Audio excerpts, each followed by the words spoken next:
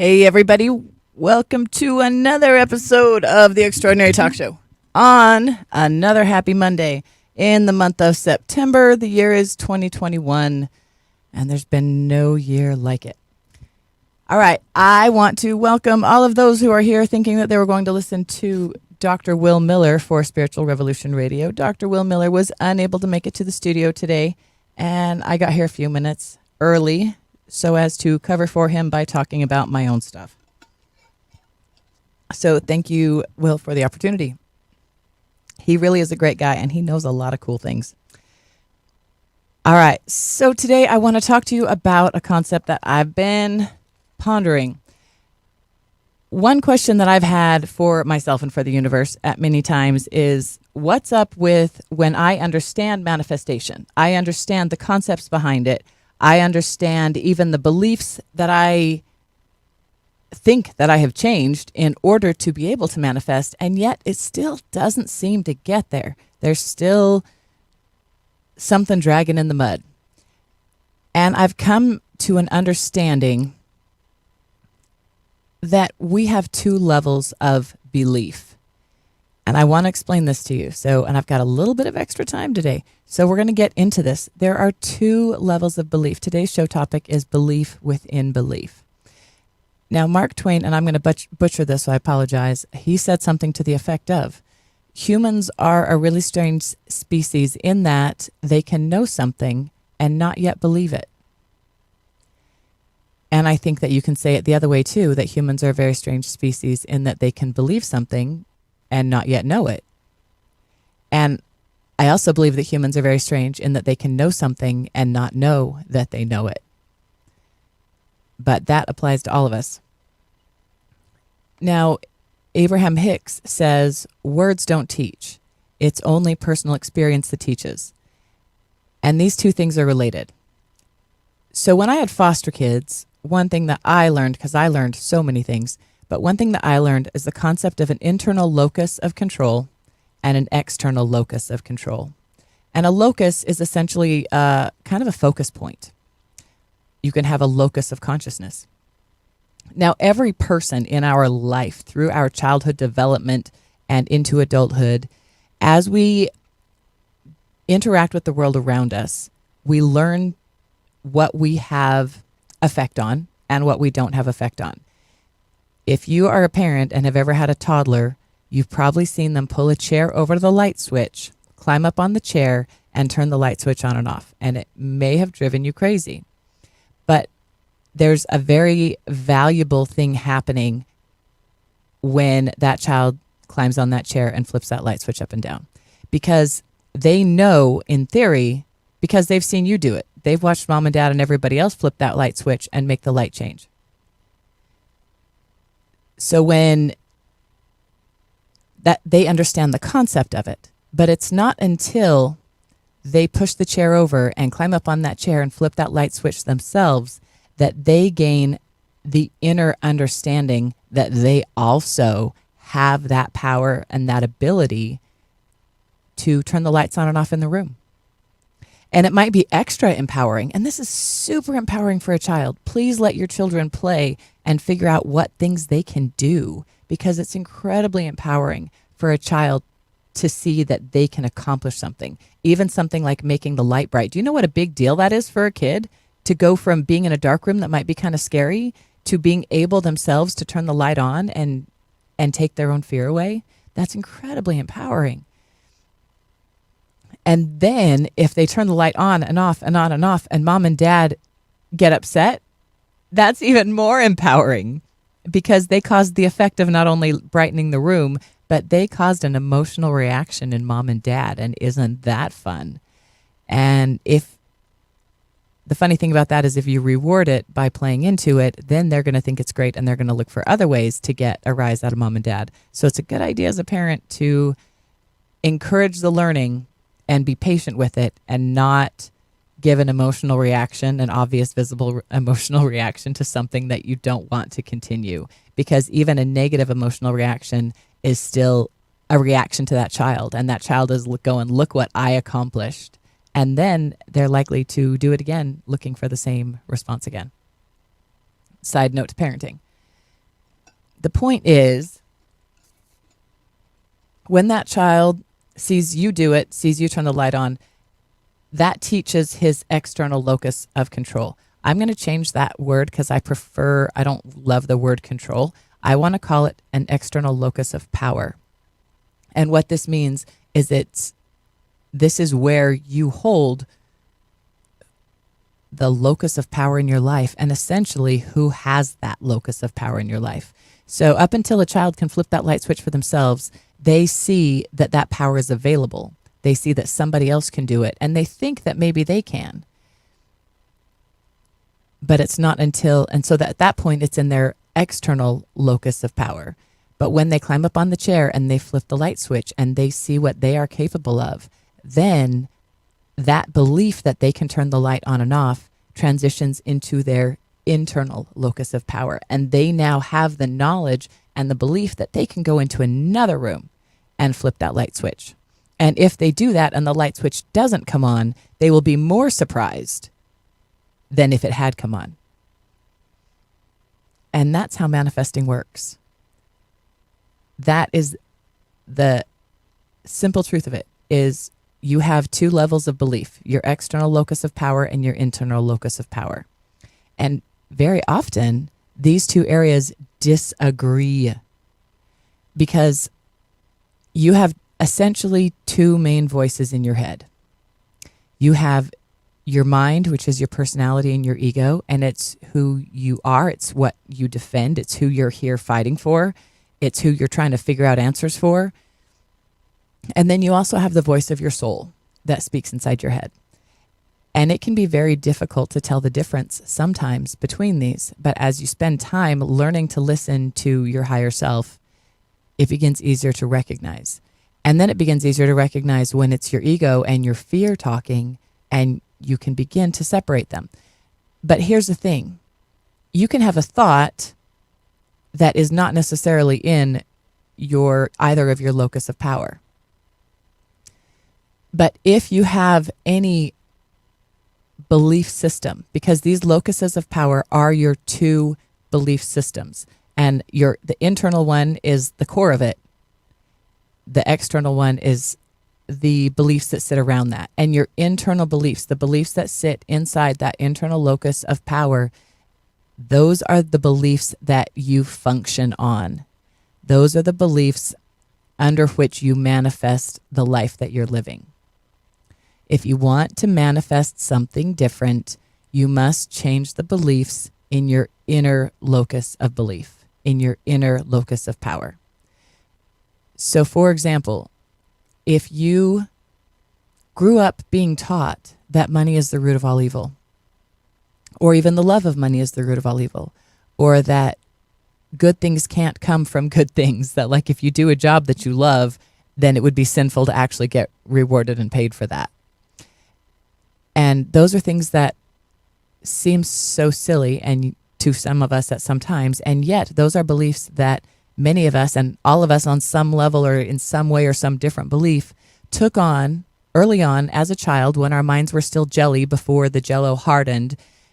And we created these belief systems, these literal pathways in our brain related to these belief systems. For example, that money is the root of all evil, and thus if you have some, you must be doing something bad. And by having that belief, you will prevent yourself from ever having the amount of money that you're truly wanting to have that will truly bring you the support and comfort and safety in your life that you're looking for. Because anytime you get money, you will feel guilty, you'll feel evil, and so you'll immediately get rid of it so that you don't feel that way. And that's how deep those beliefs are. I don't care how old you are. If that belief got written into your system, into your internal locus of power when you were a child, you need to unbreak that belief. You need to relearn that belief in order to turn that around and in order to feel good about having money in your pocket. So here's where those two differing beliefs come in. Because here's a pro tip. Your soul knows better. Your soul knows that you are an infinitely abundant being and you absolutely deserve and have a right to all of the abundance that this world has to offer, whether that's financial, loving, or otherwise. You, by the nature of your existence, lay a claim to this abundance. Your higher self, your soul knows this. And as we've talked about before, you've got your body, or you, who you are, is essentially three parts: your soul, spirit, higher self, your body, mind, ego, not body, mind, ego, but personality, mind, ego. And then third is your body. And one thing that you will often find in your life is that those two voices that you hear in your head, your higher self and your mind, are going to argue, because your soul knows that you deserve to have money in your pocket. And if you are holding a belief within your internal locus of control that you don't, you're going to have a really hard time manifesting money. And not only that, but now you find yourself in conflict, in contrast, and what you might even call cognitive dissonance, which is when there's two voices in your head that disagree. And we've all been there, and it can be torturous. In fact, depending on how your body manifests things, when you are going through cognitive dissonance, that may manifest in your body in a headache. Because if you've got two lines of thought arguing in your head, your soul, which knows the truth. And again, I'm not asking you to believe me. Anything I tell you is just a voice you're hearing on the radio or a podcast. Don't believe a word I say until you get confirmation from your own heart that these things are true, and then believe that. Don't believe it because I said it. So you have these beliefs. And there are different ways to resolve them, to clarify them. We've talked about rules, and these are bullcrap rules that we've accepted. So the idea that money might be the root of all evil, and if you have some, it means that you're evil, that is a rule. That's a bullcrap rule that somewhere along the line I accepted, and maybe you did too.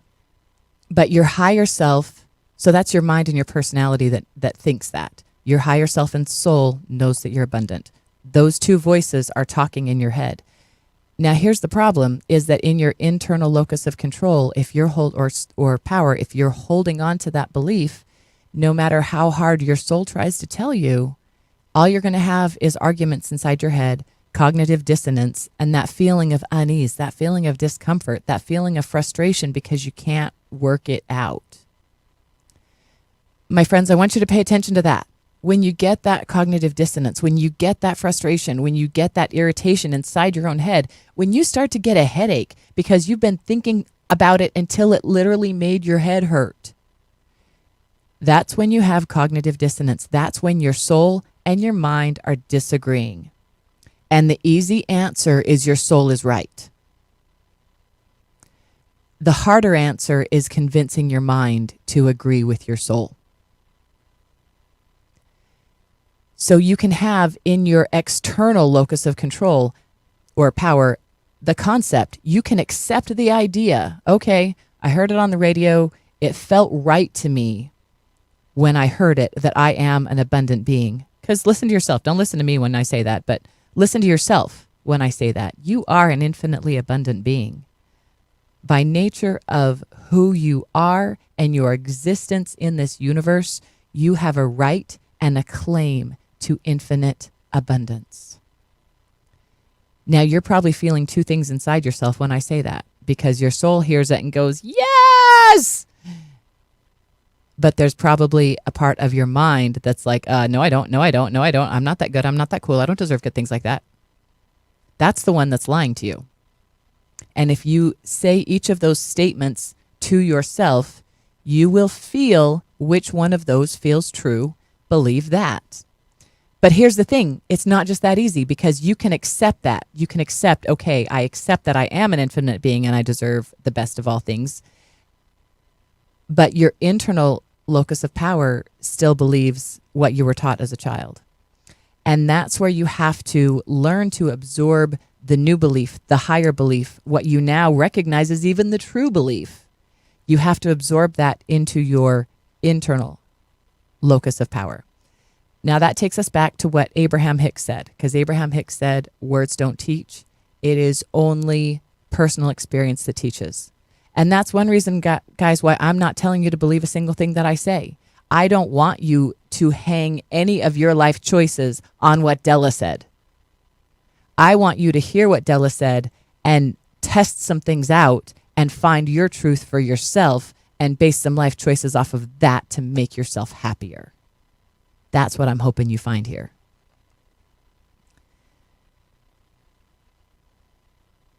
So how do you make that change? How do you make that adaptation from the external locus of consciousness and power and belief, where you understand an idea on a concept level, on a theoretical level, you even believe it on that level, but yet it has not been absorbed into your internal locus of power? How do you get it there? And that is the real question. Here's the progress of things. An idea turns into a thought turns into words. Words turn into actions. Actions turn into habits. Habits change your life. Here's the fun thing. You can start at the beginning of that ladder, or you can start at any step on that ladder. If you want to change your life, you can start at the beginning with an idea that you just want a better life. Oh man, and that's a good place to start. And then figure out what kind of better life you want. Figure out what things you are not happy with, and using that reference, figure out what things you would like to have. Start small and work up. So start with your idea that then goes to a thought. Formulate that idea into thoughts. Thoughts that you could repeat to someone else or explain. These are the things I want to change. These are the things I would like to have better. And I believe that I deserve these things. I believe that I have a right to these things. There's a part of my mind, maybe not all of it, but there's a part of my mind that knows that I have a right to these things. And acknowledge the part of you that does know. It's okay if you can't claim, I know without a doubt that I have a right to these things, because there's not very many things that we know without a doubt. But give yourself credit for the knowledge you have.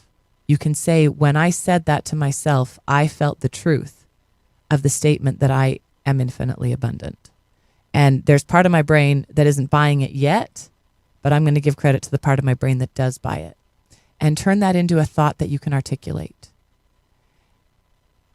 And then you can turn that thought into an action. And what does that action look like? That action might be buying yourself that pair of shoes, because you say to yourself, you know what? If I'm as infinitely abundant as I believe that I am, I'm going to show the universe that I believe that I am by buying myself this pair of shoes. Because if I wasn't abundant, I might not be able to, or I might not have the courage to. But because I know I'm abundant, I know it's going to be okay. I know that there will be room in my checking account for this pair of shoes because I am abundant. And that might seem really silly. And if you're new to all these ideas, you might toss that idea out the window and think it's crazy. But my friends, there's value to that. That is a real thing. And I don't expect you to believe it because I say it, but I do encourage you to believe it by testing out the belief, listening to your heart, and then further test out the belief by actually trying these things.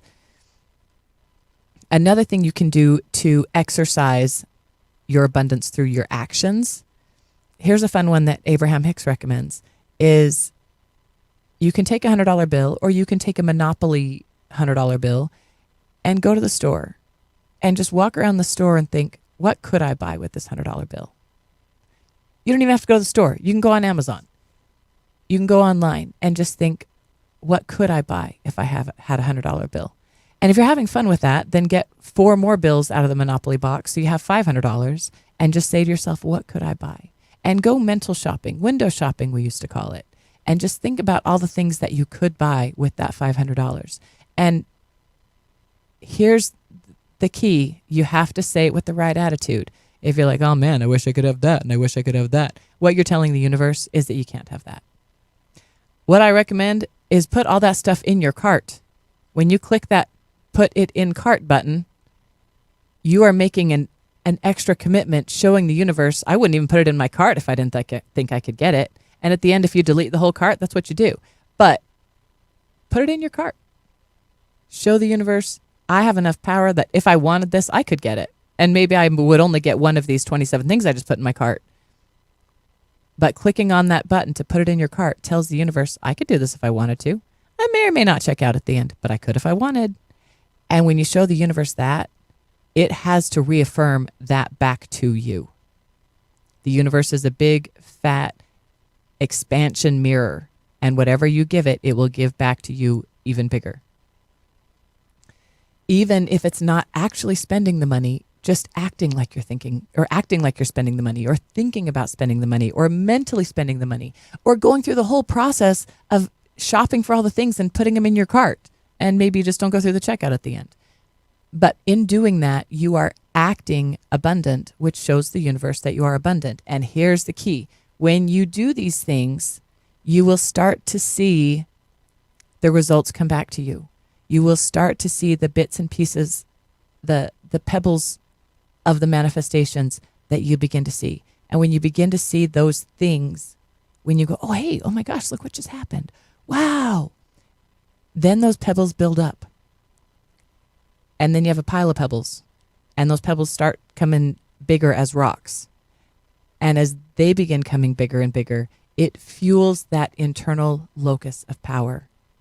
It shows you, look, I can manifest little things. And if you believe you can manifest little things, then you're going to be able to manifest bigger things. Conceptually, if you can manifest a button, you can manifest a mountain. Jesus compared a mustard seed. If you have the faith of a mustard seed, you can move a mountain. And conceptually, it's one and the same. Conceptually, it's all just manipulation of the energy, and maybe manipulation isn't even the right word. It's just flowing of the energy into what you intend. And that can be a button or that can be a mountain. But it's easy for us to believe in the button than to believe in the mountain. So start believing in the button. And once you start manifesting some buttons, you gain a little bit of faith. Don't stop there. The hang up that many of us have is we stop our forward progress out of fear of failure. Not out of actual failure, but out of fear of failure. Failure kills more dreams. No, fear kills more dreams than failure ever would, because, and every single one of us is guilty of it, we would rather not try something than try it and then fail. As humans, we are terrified of our own potential. If we weren't, we would reach out and grab it. Humans are, in fact, terrified of our own potential. And one step I believe that many, if not most of us, take in learning to manifest is we start to manifest some cool things, just little things. What seems like little things, the baby steps, the beginnings, and we get really excited about it. And we go, oh my gosh, look, oh wow, it works. But what if I try something bigger and it doesn't work? Because maybe you're manifesting buttons and sandwiches and running into friends, and what you really want to manifest is millions of dollars and a plane and trips around the world, which according to the universe are the same thing. One is just as easy as the other. The problem is you don't believe in the other. It's easier to believe in the button. Start with the button, start with the pebble. But then when you do that, don't back off. Don't get scared.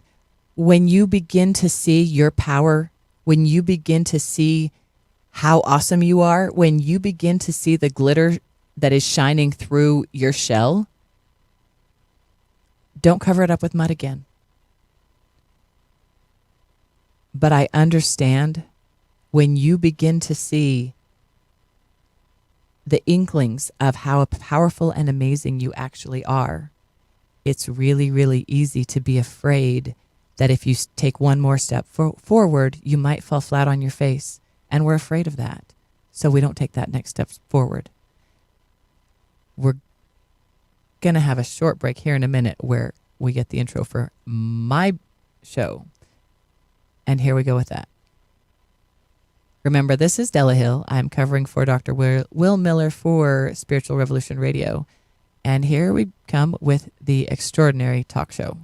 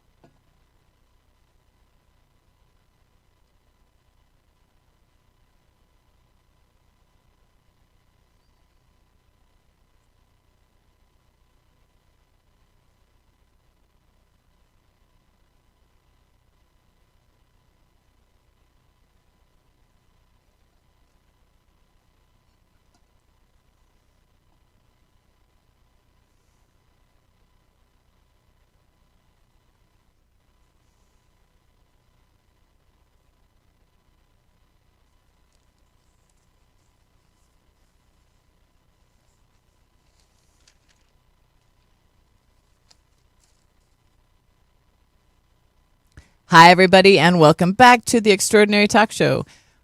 For those of you just joining us, we just came back after a quick break. I started a little bit earlier speaking for Dr. Will Miller for Spiritual Revolution Radio because he wasn't able to be here today. But welcome back, and we're going to jump right back in. We're talking about the belief within belief and how you can know an idea, understand the concept of it, but until that idea gets written into your deeper internal beliefs, what I call your internal locus of power, you can't actually live and function and manifest in your life according to those new ideas. So you must learn to bring them in and create the belief within you.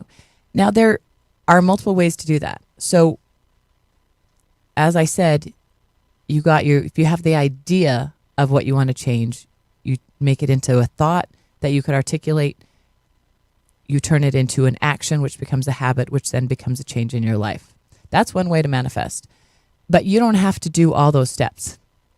You can start with the idea of what it is that you want to change, and you can jump right to the action. So one example is if you have the idea that you want to be an outdoorsman, and you think that you need a boat so you can go fishing, so you can be an outdoorsman, and you want to manifest a boat.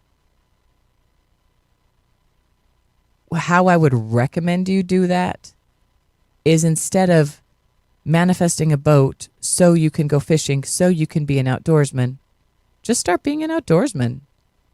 Maybe find a friend who has a boat, because one thing I believe is you don't need a boat, you just need a friend who has a boat.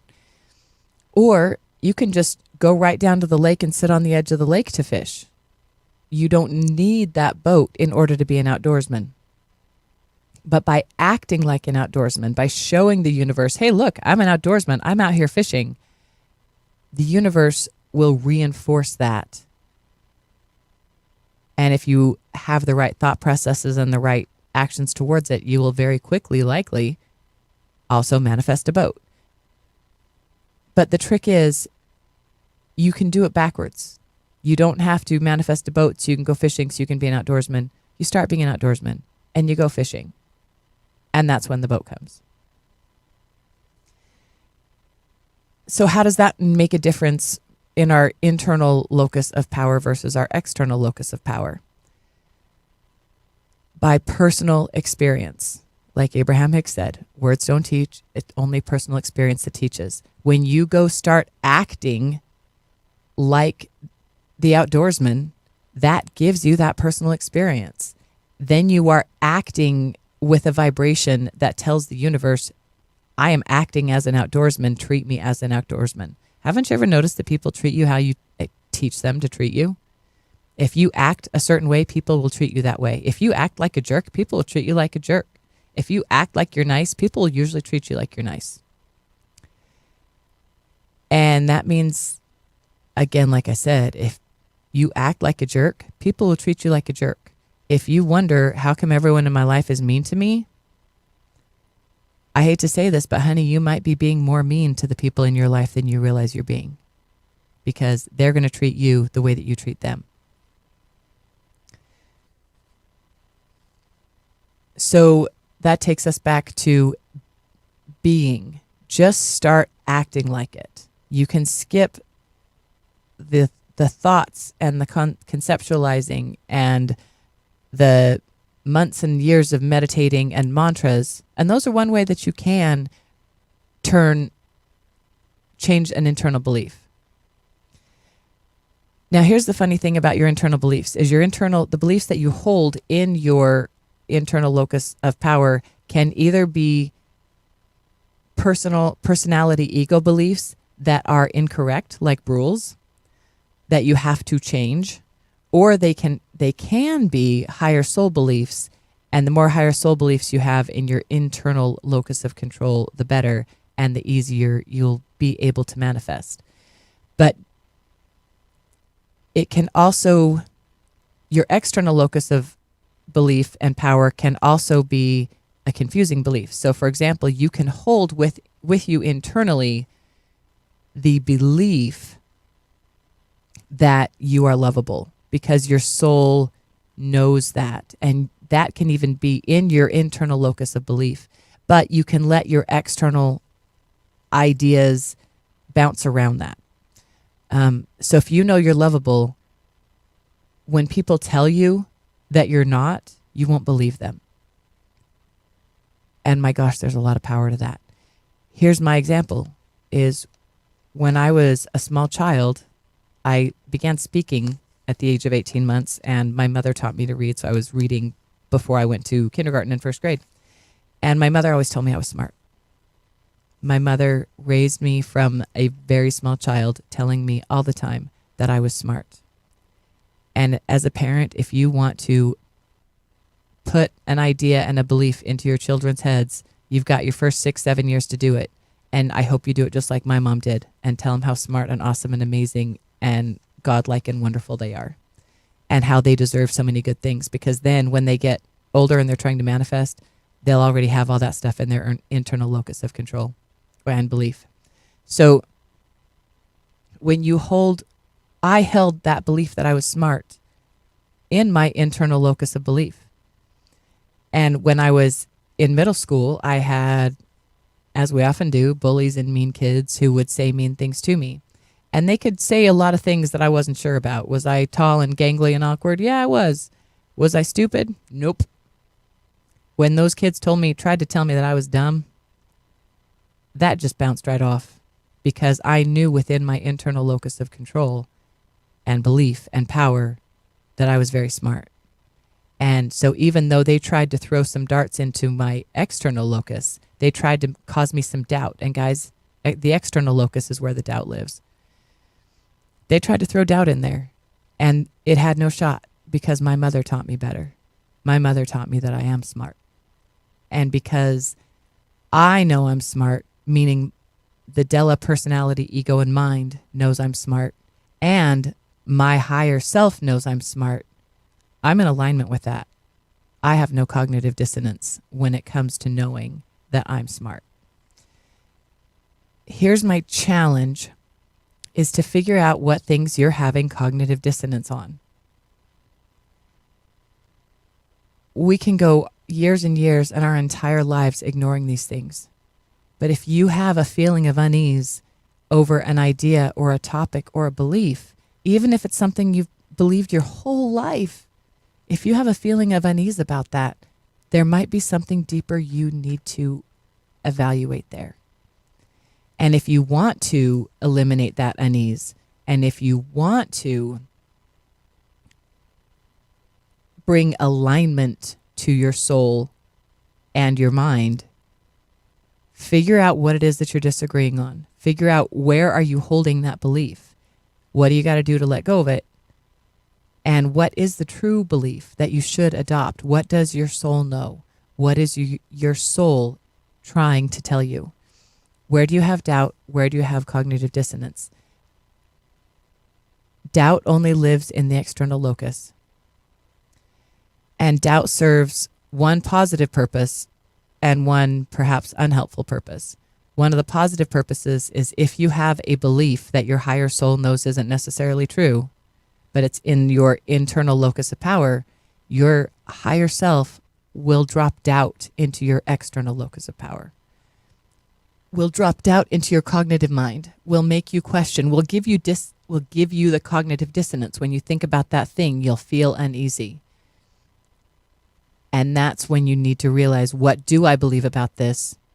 What should I believe about this? And how do I take that higher belief and bring it to the center? Bring it inside, bring it internally so I can use that to manifest.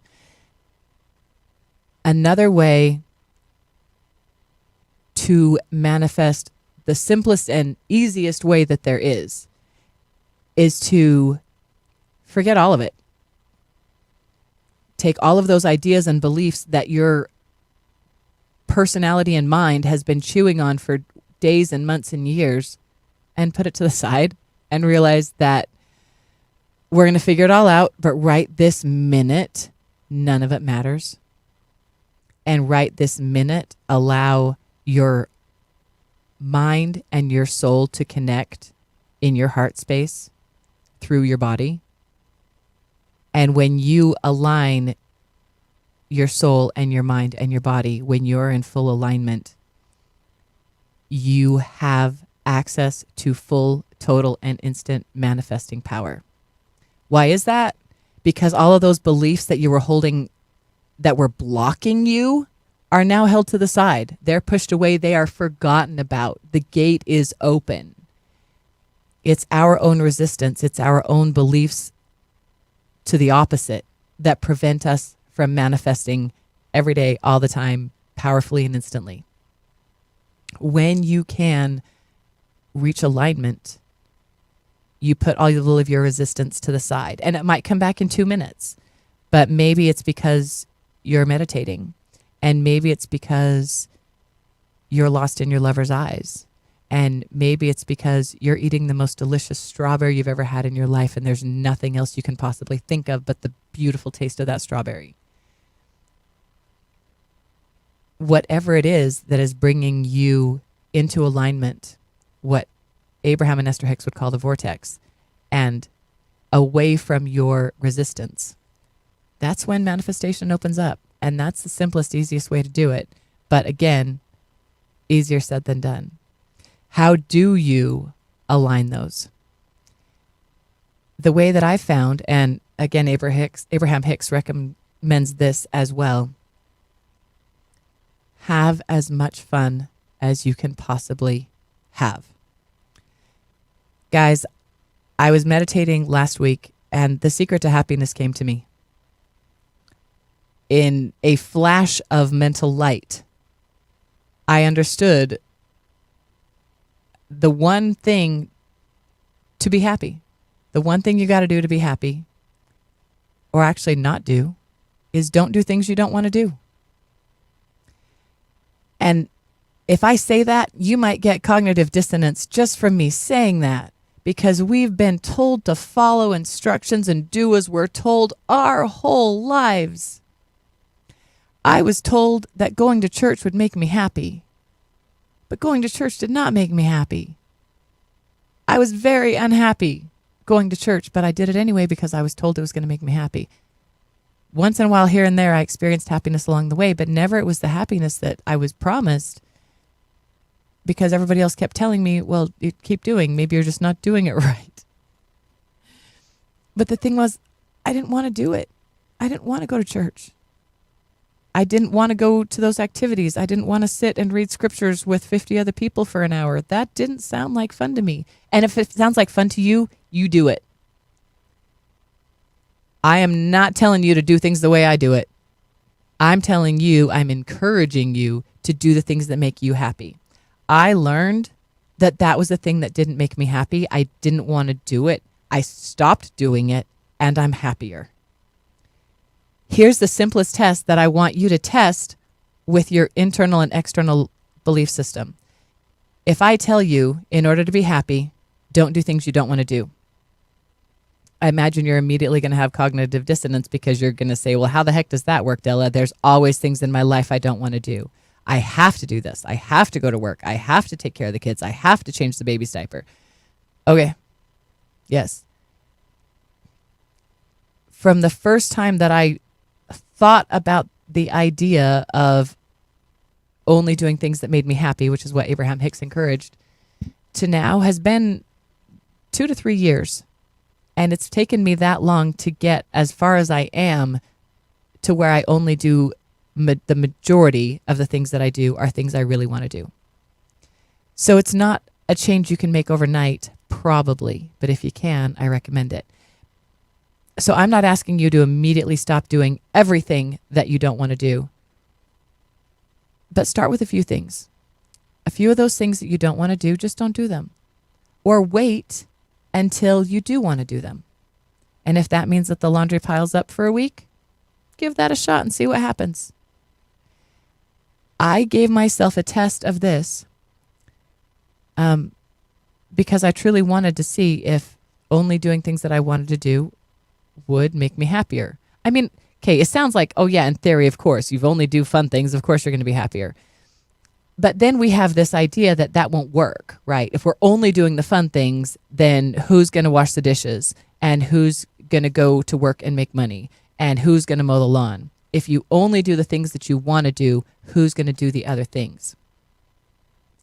Here's my challenge to you. Test it anyway. Test it and figure out who does the other things.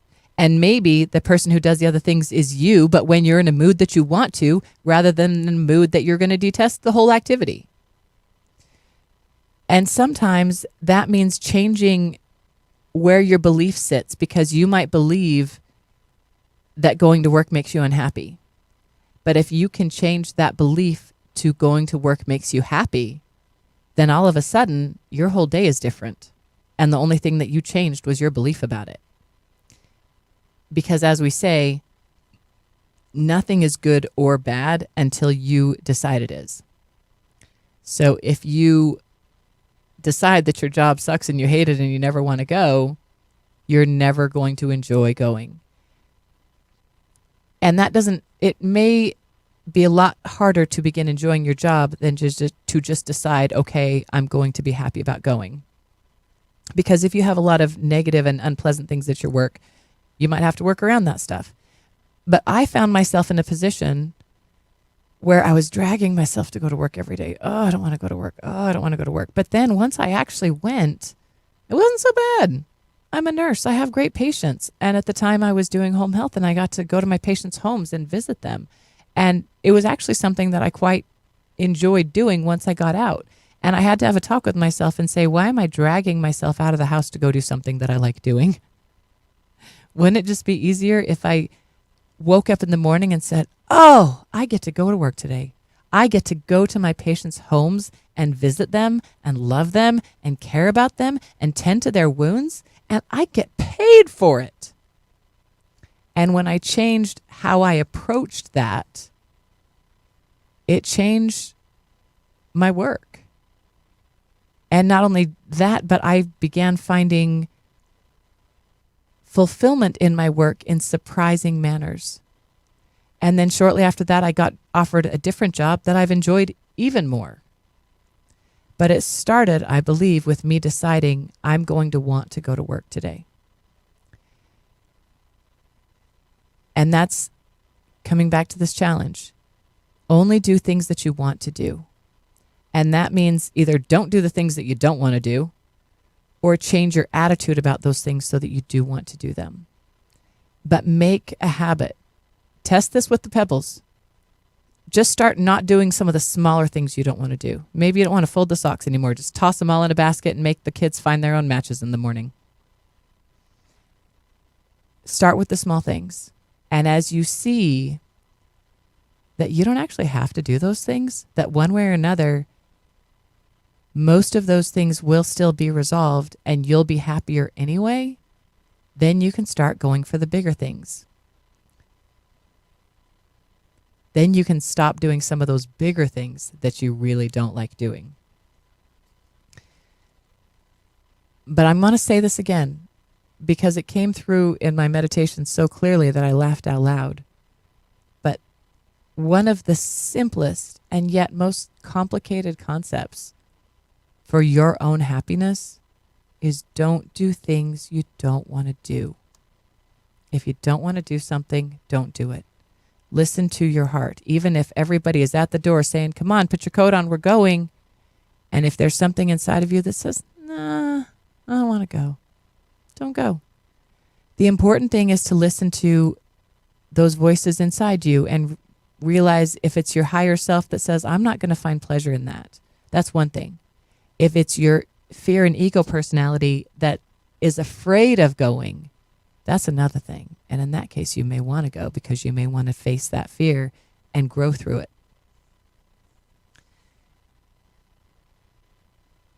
But I'm telling you, one really clear and easy secret to happiness is if you don't want to do something, you don't do it. It would be really easy to say, do all the things that you want to do. Well, you might not be able to do that. You might not have a credit card with that much room on it. So instead, flip the other thing. If you can't do all the things that you want to do, stop doing the things you don't want to do.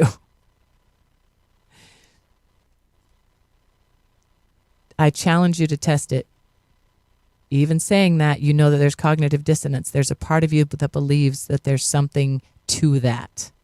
And there's a part of you that questions it because it goes against everything that you've ever known or believed or been taught.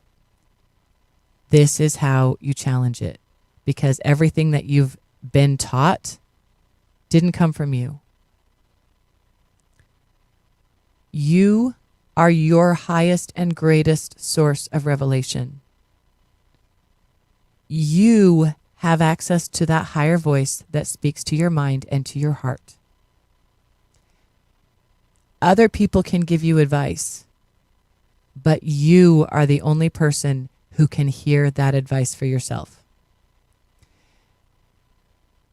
I, at many times in my life, have accepted advice that came through what I believed then and still believe now was revelation.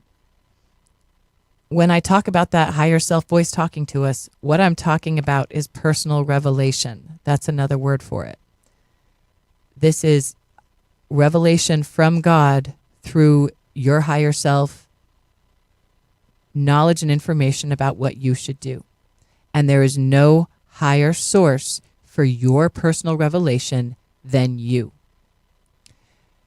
Now, you also have ability to receive revelation for those around you, especially people that you might consider in your stewardship. So revelation for your children, animals, etc., employees, clients, and so on. But it can reach higher than that. But here's the other thing too. If you receive some type of inspiration, some guidance for a client, and they're your client, you do have access to receive information and inspiration that might help them and support them. You can call them up and tell them that. However, you are not the highest source of revelation for your client. And if your client receives personal revelation that says something different, you need to respect they're making their own decision. They have the right to make their own decision based on their own personal revelation. Because I don't care if you talked to God yesterday and he told you one thing. I talked to God today and I'm going to go with what he told me. If what you say agrees with what I said, even better. And I will certainly take your advice on counsel. But please, please, please, please, please, if you've got God on one line and somebody on the other line who says that they have God on the other line, please listen to God first. I'm not saying don't listen to the other person. Other people have many great ideas, inputs, and insights that can help you. But that doesn't mean you should believe everything that they say. It means you should take it under counsel while you listen to your own higher self and knowledge about what is right for you, and you find your own personal revelation about what is right for you. Just like when I was deciding whether or not to receive the COVID vaccine. I'm a registered nurse. I work around people with low immune systems. There were a million reasons why I should get the vaccine and also a million reasons why I shouldn't. And if I needed to look for more, all I had to do was go on Facebook. I was very much on the fence, and I had people talking in all ears from all different directions trying to tell me what was right. But there's only one way I knew to get the most right answer for me, and that wasn't to listen to anybody else. It was to go to my source. So I went and prayed about it, and I went to God, and I spoke through my higher self to the source of all that is. And I said, this is what's up. Should I get this vaccine? And I received an answer immediately and irrefutably that I should get the vaccine. And I did. And so far, it's gone very well for me. Does that mean you should get the vaccine? No, it does not. Just because I got it doesn't mean you should or shouldn't do anything. What you should do is the other thing I did and ask your higher power. Because I don't care who it is that's talking in your ear, what voice is on Facebook, what video your friend can show you, what your mom says, what your leaders, directors, guidance say. Take all of that on advice and you listen to your own personal revelation, because when God is speaking to you, he's speaking to you or she or it or the or all that is. But listen, because you have just like you have a right to financial and energetic abundance, you absolutely have a right to every single piece of information and knowledge that the God and the universe and your higher self has to share with you. Don't be afraid to claim it. That's Stella. I love you. Have an amazing week, and I will see you soon.